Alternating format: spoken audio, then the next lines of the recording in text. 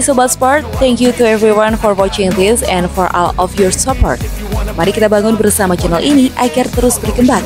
Jangan lupa like jika kalian suka dengan video ini, share kepada teman-teman kalian, dan subscribe jika kalian ingin melihat video selanjutnya dari channel ini. Ganda putra bulu tangkis Indonesia, Kevin Sanjaya, Marcus Gideon, terancam terkena sanksi karena menolak diwawancarai di Mixed Zone usai mengalahkan Takuro Hoki, Hugo Kobayashi di Singapore Open 2023. Kevin Sanjaya, Marcus Gideon kalah dari Takuro Hoki, Hugo Kobayashi dari Jepang 2 set langsung 17-21, 9-21 di Singapore Indoor Stadium, Kamis, 8 Juni 2023. Hasil ini memastikan Minions, julukan Kevin Marcus, harus terhenti alias gagal lolos ke perempat final turnamen BWF World Super 750 tersebut. Usai kesesuaian tersebut, Kevin Marcus mengaku tidak mau melakukan wawancara dengan awak media untuk memenuhi kewajiban usai memainkan pertandingan. Hal tersebut merupakan salah satu wartawan asal Indonesia yang meliput langsung Singapore Open, Ainur Rohman, melalui cuitan di akun Twitter pribadinya. Ainur Rohman awalnya unggul permainan Kevin Marcus yang buruk pada set kedua. Kevin Marcus dinilai terlalu banyak membuat kesalahan sendiri dan frustasi menghadapi Hoki Kobayashi. Dan gak mau diwawancarai, demikian bunyi cuitan Ainur Rohman. Bahkan, pada cuitan ketiga, Ainur Rohman mempersembahkan hasil wawancara dirinya dengan Takuro Hoki, Hugo Kobayashi yang tampak puas bisa mengalahkan Kevin Marcus. Hoki dan Kobayashi mengaku sangat nyaman menghadapi Marcus, Kevin dalam situasi lapangan dan shuttlecock yang cepat di Singapore Stadium, tulis Ainur Rohman. Tak pelak, pernyataan Ainur Rohman tersebut menuai pro dan kontra dari sejumlah badminton lovers di dunia maya hingga muncul isu Kevin Marcus terancam disanksi BWF. Seorang BL membalas cuitan Ainur Rohman dengan komentar pedas, dengan meminta awak media seharusnya bisa bersikap lebih respek kepada pemain yang kalah di pertandingan. Jurnalis juga aneh hahaha. Lagi underperform dan kelihatan banget frustasi dan capek sama diri sendiri. Hak para atlet yang begitu, tulis akun Krewuji 09. It's okay. Pekerjaan wartawan wawancara. Pekerjaan Minions atlet main bulu tangkis, bukan jadi narasumber. Kadang atlet juga butuh ruang privasi untuk berdamai dengan diri mereka sendiri. Menolak diwawancara bukan dosa besar, dan bisa dimaklumi karena itu bukan kewajiban tapi hak, tulis akun Sunflower Donald. Selain itu, ada juga BL yang menyoroti aturan BWF soal kewajiban pemain melakukan wawancara atau akan dikenai sanksi dari BWF sesuai dengan aturan yang berlaku. Diketahui, berdasarkan regulasi BWF Part 3, Section 1A General Competition Regulations, Appendix 11 Table of Offenses and Penalties, setiap pemain wajib memenuhi permintaan media dalam suatu turnamen. Termasuk diantaranya ialah wawancara, baik di area mixed zone ataupun konferensi pers.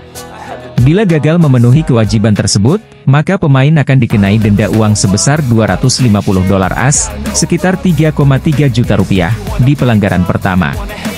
Selanjutnya, di setiap pelanggaran, pemain dikenai denda uang sebesar $500 AS, sekitar 6,6 juta rupiah. Atlet bulu tangkis Indonesia, Gregoria Mariska dikandaskan Ratu Bulu Tangkis Chinese Taipei, Tai Tzu-ying, di babak 16 besar Singapore Open 2023 yang berlangsung Kamis, 8 Juni 2023, siang waktu Indonesia Barat. Berlangsung di Singapore Indoor Stadium, Gregoria Mariska yang baru mencetak sejarah menembus 9 besar ranking BWF itu kalah 2 game langsung dari Tai Tzu-ying dengan skor 10-21, 19-21. Sebagai informasi, Singapore Open 2023 merupakan pertemuan ke-8 bagi Gregoria Mariska dan Tai Tzu-ying di ajang bulu tangkis internasional. Tai Tzu-ying terlalu dominan tanpa sekalipun kalah. Artinya, kemenangan di babak 16 besar Singapore Open 2023 ini, kian mengukuhkan dominasi Tai Tzu-ying dari pebulu tangkis Indonesia, Gregoria Mariska. Meski demikian, Gregoria Mariska juga memberikan perlawanan yang cukup apik, sehingga Tai Tzu-ying pun menang juga tidak mudah di Singapore Open 2023. Mengulas selengkapnya jalannya laga babak 16 besar Singapore Open 2023, Gregoria Mariska dan Tai Tzu-ying langsung terlibat rally-rally intens. Keduanya silih berganti meraih poin.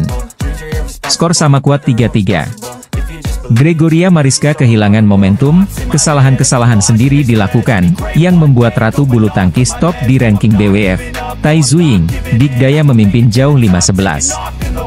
Usai interval di game pertama Singapore Open 2023, Gregoria Mariska yang hendak mengejar ketertinggalan, justru kian tertinggal karena Tai Tzu Ying bermain cukup apik dan bersih. Beberapa kali serangan Tai Tzu Ying gagal dikembalikan oleh Gregoria Mariska. Alhasil, Tai Tzu Ying pun kian melaju jauh 9-16 meninggalkan Gregoria Mariska. Dalam keadaan serba tertekan, pada akhirnya Gregoria Mariska harus menderita kekalahan 10-21 dari Tai Tzu Ying di game pertama Singapore Open 2023. Memasuki game kedua babak 16 besar Singapore Open 2023 antara Gregoria Mariska versus Tai Tzu Ying, pertandingan berlangsung kian sengit. Gregoria Mariska langsung memborbardir serangan yang gagal ditangkis oleh Tai Tzu Ying. Pebulu tangkis Chinese Taipei langsung bereaksi cepat menyamakan kedudukan. Setelah itu, kedua pebulu tangkis teratas di ranking BWF itu silih berganti merebut angka, dan Gregoria Mariska mulai memberikan perlawanan keras pada Tai Tzu Ying. Bahkan ketika Tai Tzu Ying bisa unggul cukup telak 5-8, justru Gregoria Mariska dengan segala kecerdikannya bisa menyimpan keadaan menjadi 9-8.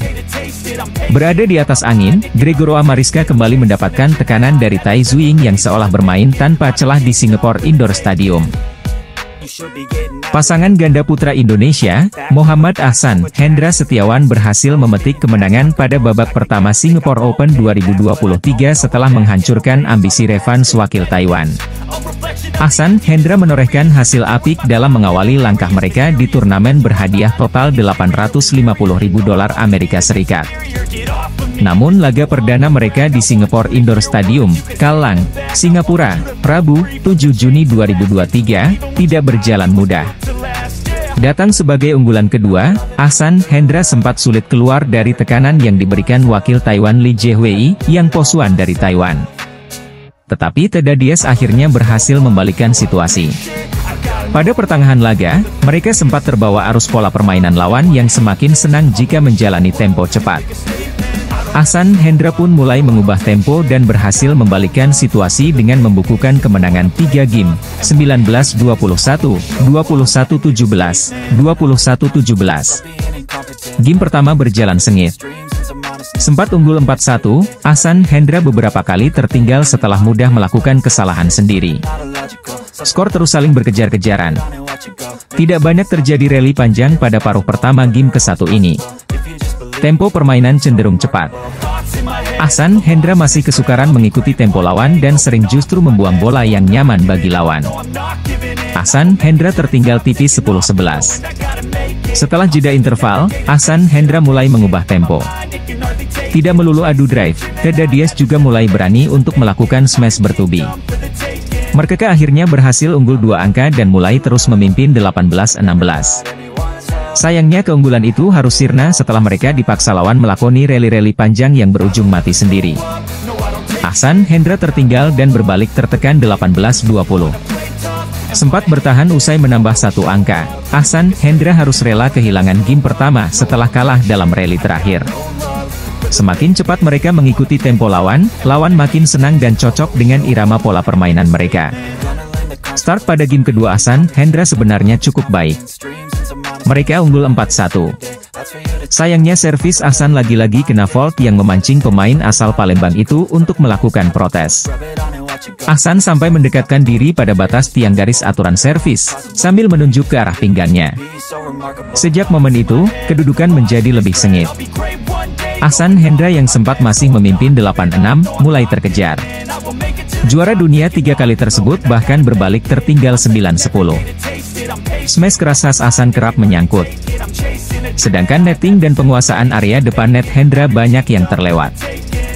Jeda interval kembali diwarnai skor 11-10 untuk keunggulan lawan.